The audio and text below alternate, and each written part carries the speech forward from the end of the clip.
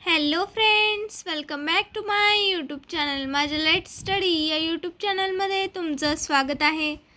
आज आपण 12वी हिंदी या विषयातील पहिली कविता नवनिर्माण याचा संपूर्ण स्वाध्याय पाहणार आहोत.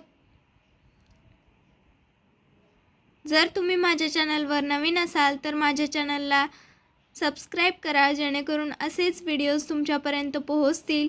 आणि व्हिडिओ आवडला असेल तर प्लीज लाईक करा. चला तर मग आपण स्टार्ट करूयात. नवनिर्माण कवितेचे लेखक आहेत त्रिलोचन. त्यांचे मूळ नाव वासुदेव सिंह आहे. स्वाध्याय. प्रश्न क्रमांक पहिला अ. कृति पूर्ण कीजिए. बल इसके लिए होता है: पहला, पीड़ित को बचाने के लिए. दूसरा, न्याय दिलाने के लिए.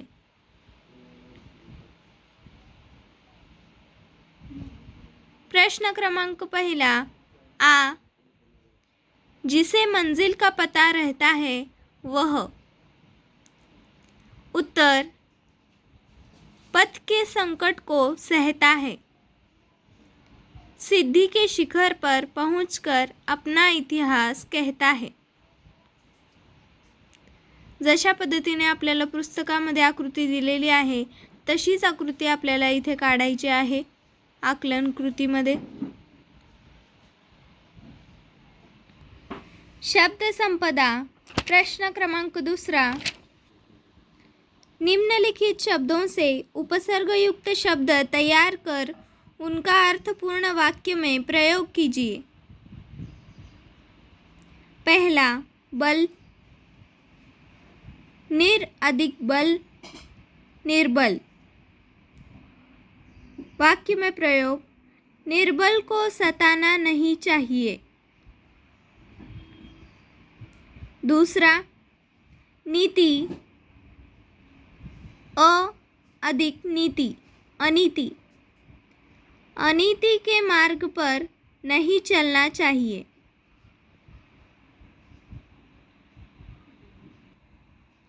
अभिव्यक्ति. प्रश्न क्रमांक तीसरा अ. धरती से जुड़ा रहकर ही मनुष्य अपने लक्ष्य को प्राप्त कर सकता है. इस विषय पर अपना मत प्रकट कीजिए.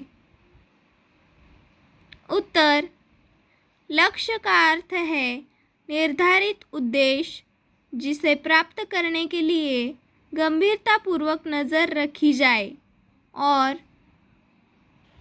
उसे अर्जित करने के लिए यथासंभव प्रयास किया जाए. हर व्यक्ति का अपने अपने ढंग से लक्ष्य निर्धारण करने और उसे अर्जित करने का अपना तरीका होता है. कोई इसे हल्के फुल्के ढंग से लेता है और बड़े से बड़ा लक्ष्य निर्धारित कर लेता है. ऐसे लक्ष्य क्षमता की कमी और अपर्याप्त साधन के अभाव में कभी पूरे नहीं हो पाते. जो व्यक्ति अपनी क्षमता और अपने पास उपलब्ध साधनों के अनुसार लक्ष्य का निर्धारण और उसकी पूर्ति के लिए तन मन धन से प्रयास करता है, वह व्यक्ति अपने लक्ष्य को प्राप्त करने में अवश्य सफल होता है. ऐसे दूरदर्शी व्यक्ति अपने ज़मीन से जुड़े हुए होते हैं और समझ बूझकर अपना लक्ष्य निर्धारित करते तथा उसके निरंतर प्रयासरत रहते हैं.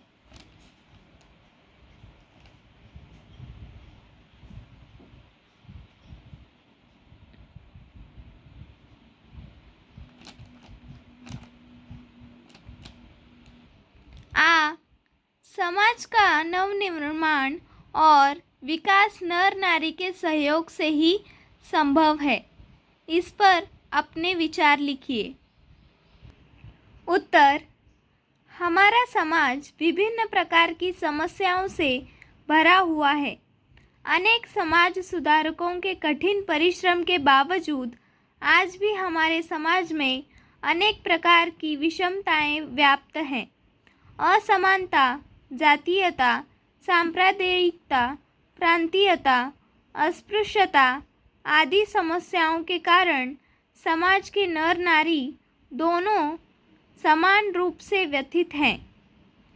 जब तक हमारे समाज का नवनिर्माण और विकास होना असंभव है। नर नारी दोनों रथ के दो पहियों के समान हैं। बिना दोनों के सहयोग से आगे बढ़ना मुश्किल है। समाज की अनेक समस्याएं ऐसी हैं जिनके बारे में नारी को नर से अधिक जानकारियां होती हैं। नर नारी दोनों कंधे से कंधा मिलाकर आज समाज उत्थान के कार्य में जुटेंगे, तभी समाज का नवनिर्माण और विकास संभव हो सकता है। रसास्वादन। प्रश्न क्रमांक 4। निम्नलिखित मुद्दों के आधार पर चतुष्पदियों का रसास्वादन कीजिए। पहला, रचनाकार का नाम। त्रिलोचन।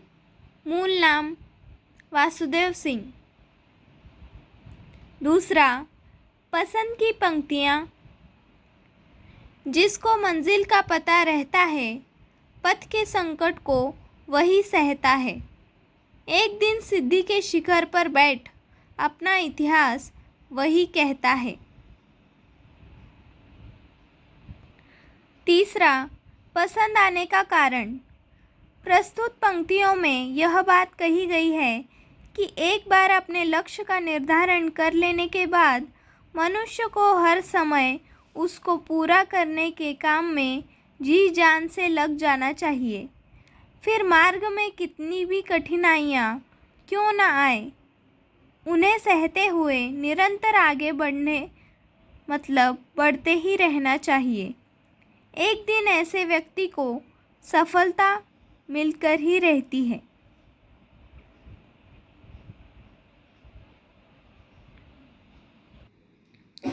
चौथा, कविता का केंद्रीय भाव। प्रस्तुत कविता में संघर्ष करने, अत्याचार, विषमता तथा निर्बलता पर विजय पाने का आह्वान किया गया है तथा समाज में समानता, स्वतंत्रता एवं मानवता की स्थापना की बात कही गई है।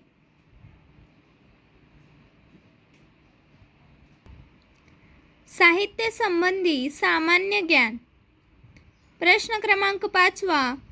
अ, चतुष्पदी के लक्षण लिखिए। उत्तर, चतुष्पदी चौपाई की भांति 4 चरणों वाली छंद होता है। इसके प्रथम, द्वितीय तथा चतुर्थ चरण में पंक्तियों के तुक मिलते हैं। तीसरे चरण का तुक नहीं मिलता। प्रत्येक चतुष्पदी भाव और विचार की दृष्टि से अपने आप में पूर्ण होती है और कोई चतुष्पदी किसी दूसरी से संबंधित नहीं होती। त्रिलोचन जी के 2 काव्य संग्रहों के नाम लिखिए। उत्तर, पहला धरती, दूसरा दिगंत।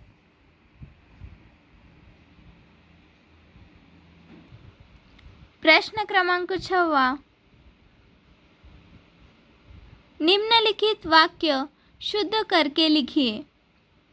पहला, अतिथि आए हैं, घर में सामान नहीं है।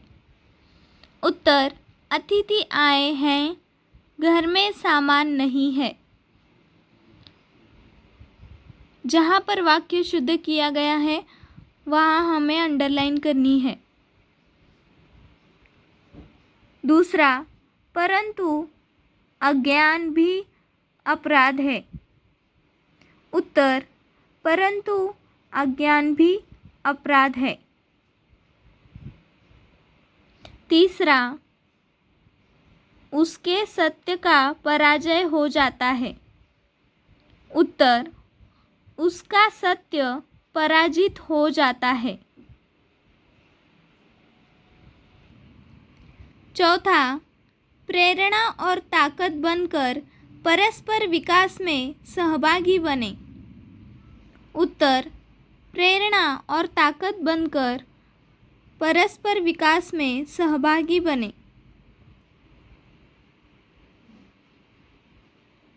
5वां, दिलीप अपने माँ बाप की इकलौती संतान थी। दिलीप अपने माता पिता की इकलौती संतान थी। आप इस शेष लिफाफे को खोलकर पढ़ लीजिए। उत्तर, शेष आप इस लिफाफे को खोलकर पढ़ लीजिए। 7वां, उसमें फूल बिछा दें। उसमें फूल बिछा दें। 8वां, कहाँ खो गई है आप। उत्तर, कहाँ खो गई हैं आप। 9वां, एक में सफल सूत्र संचालन के रूप में प्रसिद्ध हो गया। उत्तर, मैं एक सफल सूत्र संचालन के रूप में प्रसिद्ध हो गया।